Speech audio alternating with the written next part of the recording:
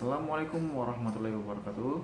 Perkenalkan, nama saya Muhammad Fatirul Warudin, kelas D, dengan NIM 24650160. Pada video pembelajaran ini, saya akan membahas salah satu konsep fundamental dalam pemrograman berorientasi objek, yaitu polymorphism.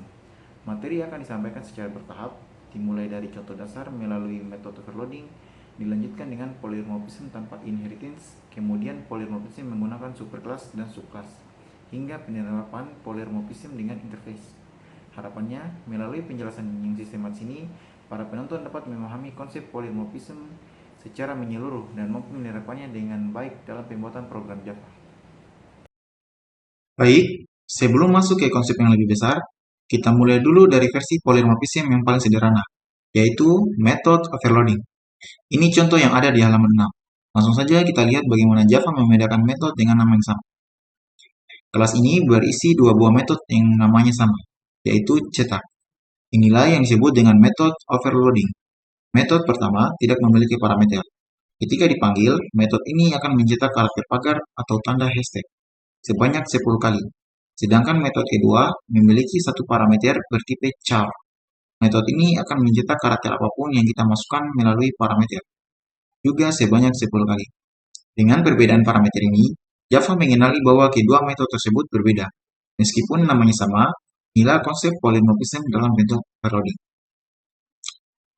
Selanjutnya, pada kelas main_poly, disinilah program dijalankan. Karena kelas ini memiliki metode public static void main, di dalam metode utama ini, saya membuat sebuah objek dari kelas polymorphism, yaitu polymorphism over poly sama dengan new polymorphism. Selanjutnya, objek ini digunakan untuk memanggil metode overloading tadi. Yang pertama, saya memanggil overpoly cetak tanpa parameter. Hasilnya adalah 10 karakter pagar atau tanda pagar. Kemudian saya memanggil overpoly cetak sama dengan. Pada pemanggilan ini, saya memberikan karakter yang sama dengan sebagai parameter. Sehingga output yang muncul adalah 10 tanda sama dengan. Jadi, output dari kedua pemanggilan metode tersebut adalah pagar dan sama dengan 10 tanda pagar dan 10 tanda sama dengan. Output pertama berasal dari metode tanpa parameter, dan output kedua berasal dari metode dengan parameter karakter.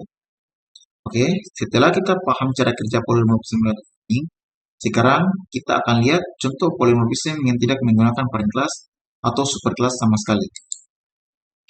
Ini ada di halaman 8, dan contoh programnya cukup simpel, tapi sangat membantu untuk memahami dasar polymorphism. Di program ini, kita belajar salah satu konsep dasar pemrograman berorientasi objek, yaitu polymorphism, tapi versi sederhana yang tidak menggunakan parent class atau superclass. Kita mulai dari kelas pertama, yaitu kelas singa. Di dalam kelas singa, ada dua buah metode, metode makan dan metode berburu. Kedua metode ini, kalau dipanggil akan menampilkan tulisan singa makan dan singa berburu. Jadi, bisa dibilang kelas ini mewakili perilaku seekor singa. Selanjutnya, ada kelas harimau. Strukturnya mirip banget dengan kelas singa, tapi outputnya berbeda. Metode makan menampilkan harimau makan, dan metode berburu menampilkan harimau berburu. Artinya, kelas ini menggambarkan perilaku harimau. Nah, yang menarik itu ada di bagian kelas poly 1. Di dalam kelas ini, ada dua metode yang namanya sama, yaitu coba. Tapi bedanya adalah parameter yang diterima. Metode pertama menerima objek dari kelas singa, sedangkan metode kedua menerima objek dari kelas harimau. Inilah yang disebut metode overloading. Nama metodenya sama, tapi tipe parameternya berbeda. Di bagian main, kita buat dua objek. Satu objek singa, satu objek harimau. Kemudian, kita panggil metode coba dengan masing-masing objek tadi. Ketika kita memanggil coba, S, program otomatis menyalakan metode coba yang parameternya bertipe singa. Lalu, ketika kita memanggil coba H, program menjalankan metode coba yang parameternya bertipe harimau. Hasil akhirnya, program akan menampilkan 4 baris output, yaitu singa makan, singa berburu, harimau makan, harimau berburu. Jadi intinya, melalui contoh sederhana ini, kita melihat bagaimana Java bisa membedakan metode dengan nama yang sama berdasarkan tipe objek yang diberikan sebagai parameter. Inilah konsep polymorphism versi dasar tanpa inheritance.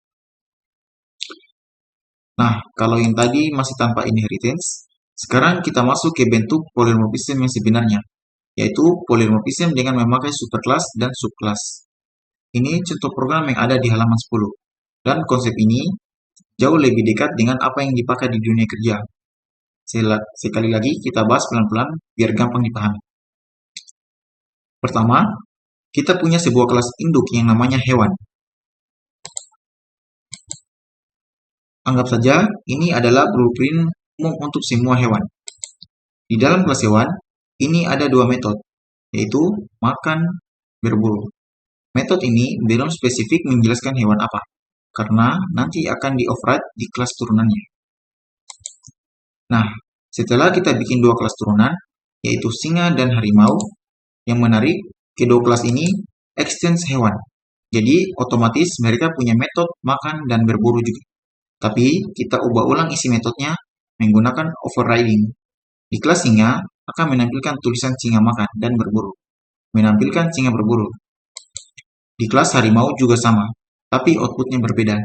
Jadi masing-masing hewan punya perilaku sendiri walaupun metodenya sama. Sekarang kita masuk ke bagian yang namanya polymorphism.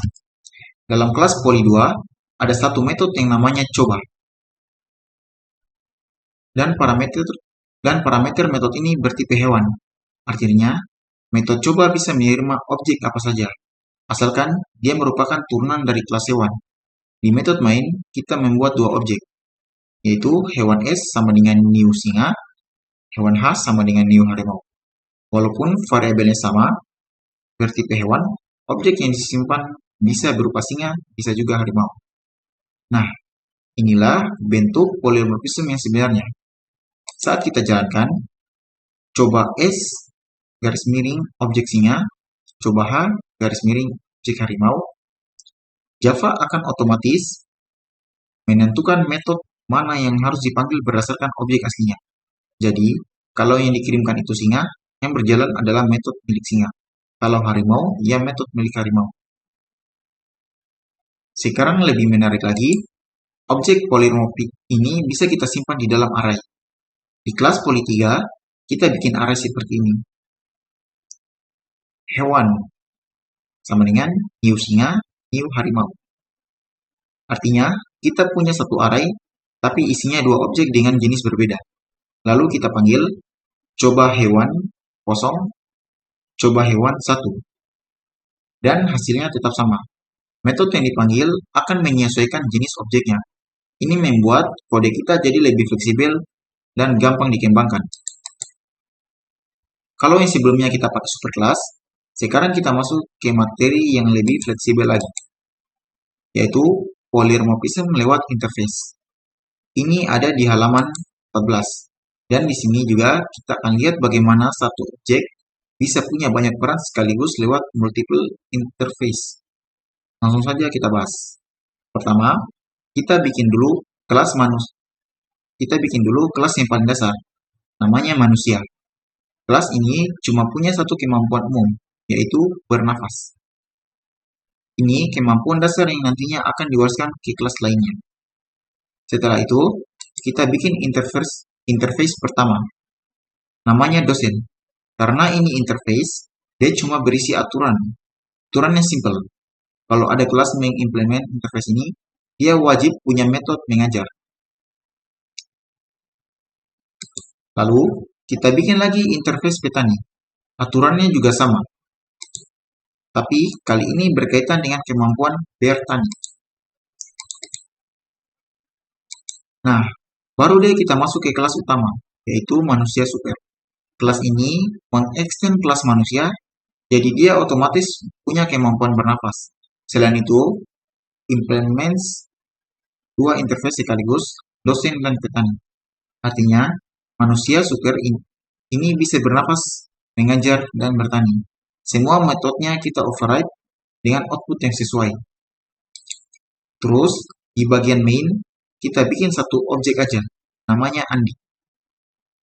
Andi ini sebenarnya bertipe manusia super. Yang keren adalah, objek yang sama kita bisa perlakukan sebagai tiga tipe berbeda. Kita punya tiga metode, yaitu coba dosen yang hanya menerima tipe dosen, yang kedua coba petani yang hanya menerima tipe petani, yang ketiga coba manusia yang hanya menerima tipe manusia. Walau objeknya hanya satu, si Andi bisa masuk ke tiga metode ini. Saat diperlakukan sebagai dosen, dia menjalankan mengajar. Saat diperlakukan sebagai petani, dia jalani bertani. Dan saat diperlakukan sebagai manusia, dia jalani bernafas.